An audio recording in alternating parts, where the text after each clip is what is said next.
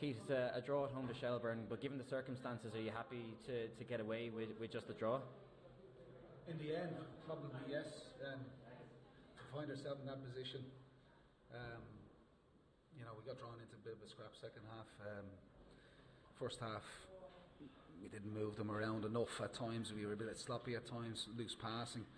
The crowd get edgy a little bit, translates to the players on the pitch, but it's our responsibility to perform better on the pitch. So, but there was good signs as well for the last 15 minutes of the first half, where we created some opportunities without, again, overly working the opposition goalkeeper. So I think that's something that we need to address, to create those moments and to work the goalkeeper a little bit more in the final third. There's no doubt about that. So we come in at half time, you try and be positive, and we wanted to get after the game again the second half, and unfortunately we didn't heed the lessons and the warnings that were there down our right back position.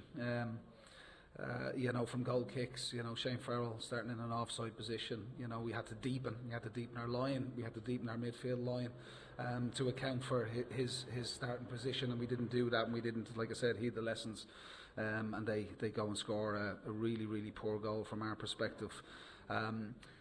The only consolation really in terms of tonight is that we've come back into the game. We've got an equaliser. The boys down to 10 men didn't give up. They kept going. They tried really hard and difficult, heavy, energy sapping pitch. Against a low block, against 5, 3 and a 1 and a 1. So it's difficult to play through a well organised defence, blanket defence like that. And we found that trouble tonight to try and break that down. There was plenty of full-blood challenges, it's safe to say, throughout the match, but the sending off in the end seemed a little bit bizarre. Has Rory informed you as to what might have caused it? Because there was a bit of confusion, certainly from our perspective, in the gantry. Well, it's not good enough, first and foremost, that Rory gets a second yellow card. It's for dissent. The referee is very clear on that. So it's our responsibility to behave properly in the game, especially when you run the risk of getting a second yellow card, having already been on the yellow card. So from an experienced player, we're really disappointed with that, and that's unacceptable. And then obviously one positive it has been throughout the start of the season, the performances of Grant Holt, and he was key and instrumental in getting us back into the game with the goal.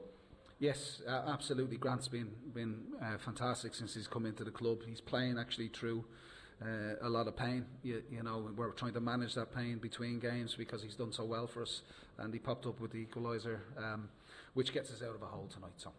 Yeah, on to UCD and what the preparation is going to be like during the week for the game on Friday.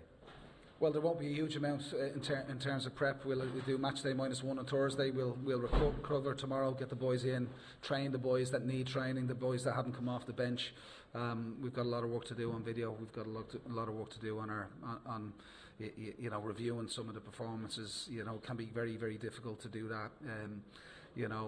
With such a quick turnaround of games, Friday, Monday. There's no excuses, for tonight's performance. We had a game on Friday against a derby on Friday, so another high octane derby here tonight against Shell. So we've got to make sure our performances are better. We need to be. That's we can't really accept that as a group. The type of performance that we turned in tonight. Thanks for your time, Keith. Thank you.